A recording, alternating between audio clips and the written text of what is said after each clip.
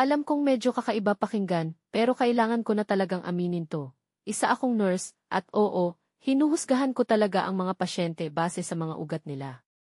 Kapag malalaki, diretsyo, at magagandang veins ang meron ka, Diyos ko, MVP ka agad sa paningin ko.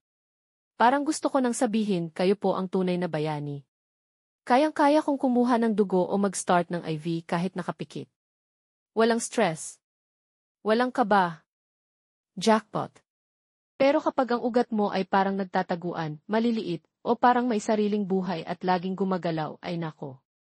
Mentally, nagre-ready na ako para sa laban. Alam ko na magiging challenge to. Sa labas? Kalma. Professional.